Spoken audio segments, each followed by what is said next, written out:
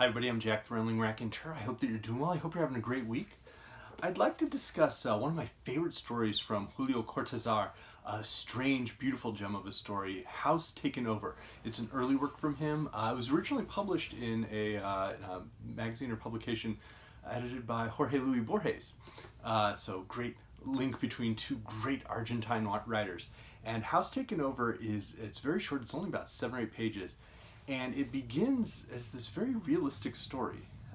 We liked the house because, apart from its being old and spacious in a day when old houses go down for a profitable auction of their construction materials, it kept the memories of great-grandparents, our paternal grandfather, our parents, and the whole of childhood. Irene and I got used to staying in the house by ourselves, which was crazy. 8 people could have lived in that house and not have gotten in each other's way. We rose at 7 in the morning and got the cleaning done. And about 11, I left Irene to finish off whatever rooms and went to the kitchen. We lunched at noon precisely. Then there was nothing left to do but a few dirty plates. So it's this normal house, a brother and sister who live in a house. It's their ancestral home, just very normal, tight little realistic details, precise times, things like that. And it goes on to describe their activities, how he likes to read, Irene knits, they clean their little house, little things like that.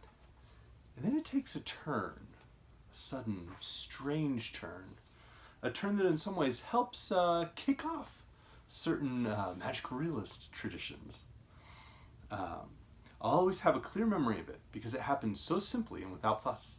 Irene was knitting in her bedroom. It was 8 at night, and I suddenly decided to put up the water up for mate. I went down the corridor as far as the oak door, which was ajar, then turned into the hall toward the kitchen, when I heard something in the library or dining room. The sound came through muted and indistinct, a chair being knocked over onto the carpet, or the muffled buzzing of a conversation. At the same time, or a second later, I heard it at the end of the passage which led from those 2 rooms toward the door. I hurled myself against the door before it was too late and shut it, leaned on it with the weight of my body. Luckily, the key was on our side. Moreover, I ran the great bolt into place just to be safe. And so he goes and tells his sister, I had to shut the door to the passage. They've taken over the back part. She let her knitting fall and looked at me with her tired, serious eyes. You're sure? I nodded. And so what is, for the first 3 or 4 pages, this very idyllic little, quiet story of 2 adults. And it's very clear, like, their parents have passed. They're not young adults. Like, they feel a little bit older. They don't seem to leave to go to work anywhere. They just have this house they live in. It's bigger, of course, than just the 2 of them would need. He mentions 8 people could live there. But there's not a real sense of anything outside of their daily routine. And that's what we begin with, is this nice, quiet daily routine that suddenly is shattered. One night he goes to get the water from the kitchen, and suddenly they hear them. And we're never told who they are. It's all very vague, just as he says, muffled buzzing of conversation, the sound came through muted and indistinct. The threat is muted and indistinct. It's not clear who these people, or even if they're people. What is it that is creating this sense of dread, this sense of threat that is pushing them out of their own home? And so, as part of that, they have locked off that sort of wing of the house, and they're on this side. And what's nice is they have the kitchen and the bathroom on this side, which, thank goodness. He mentions the little pieces that they had at the beginning. It's not just their house that's been taken over, but little pieces that, of their lives. He mentions not being gone. It happened repeatedly, but only in the first few days, that we would close some drawer or cabinet and look at one another sadly. It's not here. One thing more among the many lost on the other side of the house. And then there's this, catch 'em up. But there were advantages too. The cleaning was so much simplified that even when we got up late, 9:30 for instance, by 11 we were sitting around with our arms folded. We've lost all these things, but hey, there's these advantages. There's this weird, dry humor, lurking underneath it through. And that is something that is true about Cortázar's best stories, is that there's this dark, sardonic, cynical humor that he allows to interject into the story. And so it seems that that's, how their life is going to be. So they had this quiet, idyllic life.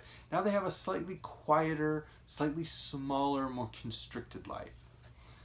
And then on the last page, so spoilers, except for the consequences, It's nearly a matter of repeating the same scene over again. I was thirsty that night, and before we went to sleep, I told Irene that I was going to the kitchen for a glass of water.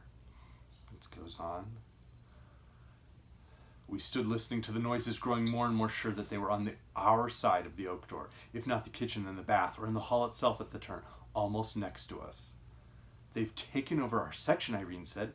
The knitting had reeled off from her hands and the yarn run back toward the door and disappeared under it. When she saw that the balls of yarn were on the other side, she dropped the knitting without looking at it. So this idea that even what she's holding, by being connected over to that side where they have taken over, it somehow is contaminated and she has to get rid of it right away. Did you have time to bring anything? I asked hopelessly. No, nothing. We had what we had on. I remembered 15,000 pesos in the wardrobe in my bedroom. Too late now. So he goes on. So they have nothing. They've now, the whole house has been taken over. They have nothing. What began as this quiet, peaceful, very realistic, sharply etched existence suddenly became smaller. The frame of the life became smaller. And then, of course, now it's constricted and it's gone. But the ending, again, has that beautiful, cynical humor Cortázar is just quite wonderful with. Before we left, I felt terrible. I locked the front door up tight and tossed the key down the sewer.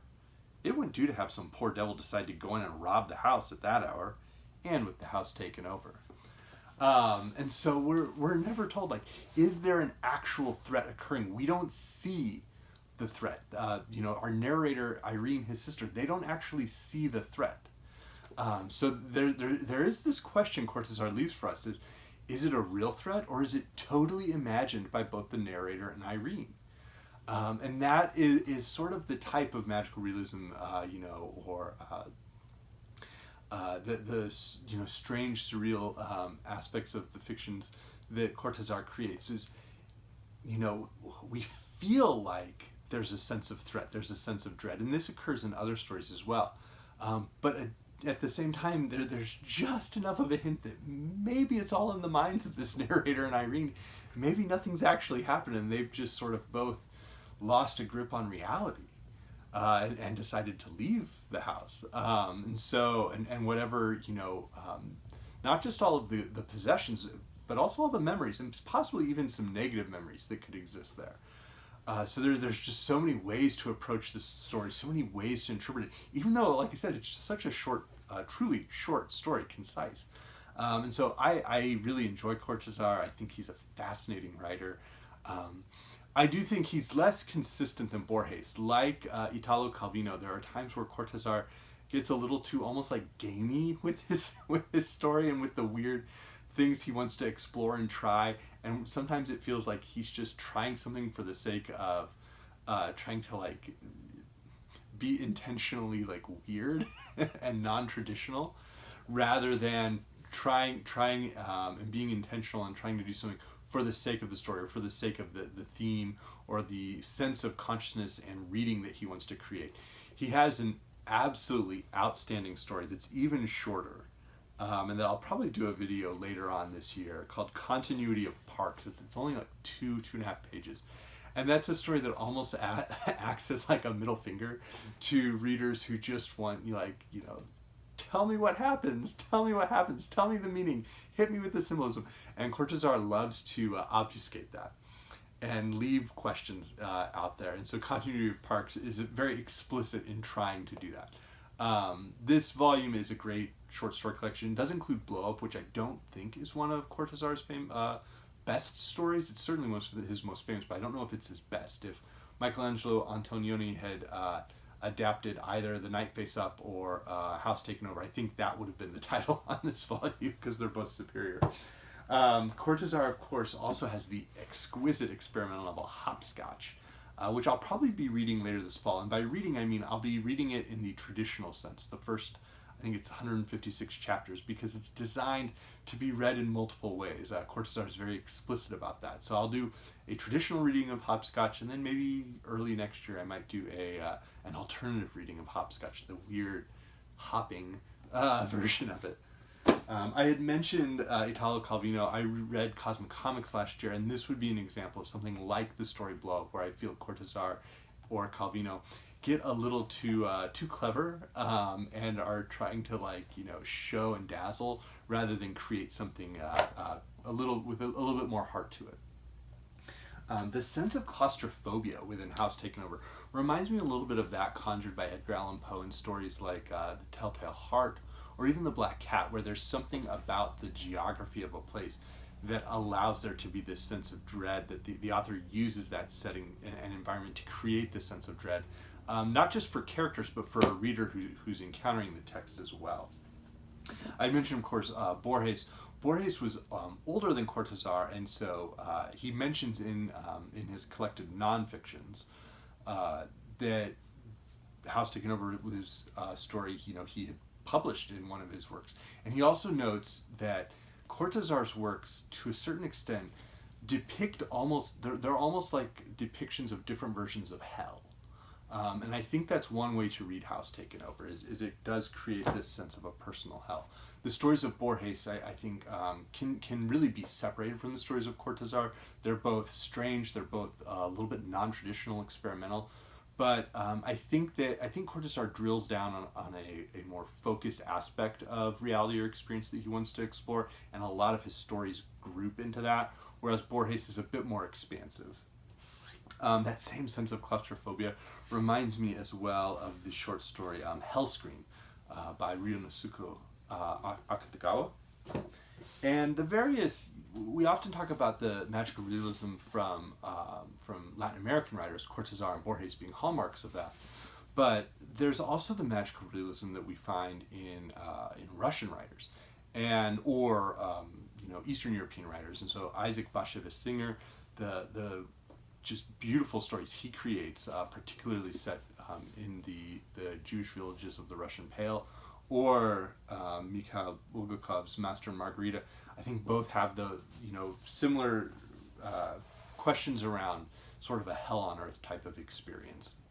And then I think there's an explicit reading of House Taken Over that focuses on this idea of members of an aristocracy or of a once dominant social caste, and seeing their power diminish, seeing their possessions diminish, even seeing not just their houses diminish, but the areas of influence they have and the places they can go to diminish. And it reminds me somewhat of not just the defeated Russian nobility and sort of the White Russians in the aftermath of the Russian Revolution, but even members who had been Bolsheviks and revolutionaries who then fled Stalin, and would find that there were certain, they fled and then they had to keep moving throughout Europe. There were certain cities or countries they could live in, and then those became unsafe, and so they had to move, and ultimately some of them were moving to South America or Central America, and they might be in Mexico, but they might only be able to stay on a certain street in Mexico, or even in just a certain one or two houses in Mexico. And so Victor Serge's notebooks give a real sense of that as well. And for Cortázar, that story came shortly after the Peron regime and its powerful bureaucracy had gone into effect and started to affect his livelihood. So let me know if you've read Julio Cortázar. He's someone I highly recommend. I created a side quest for from Mark from Book Time with Elvis, had the great Reading Europe challenge with the Euro Cup, and the Copa America was going on simultaneously, so I did a side quest and randomly got Argentina, who won the title, which was great to see. It was great to see Messi get an international trophy. Great goal from Di Maria in the final. But I had been reading different South American writers across the past 3 weeks as that tournament was going on, and so I wanted to highlight this another gem from Argentina. So I hope everybody's doing well. Thank you.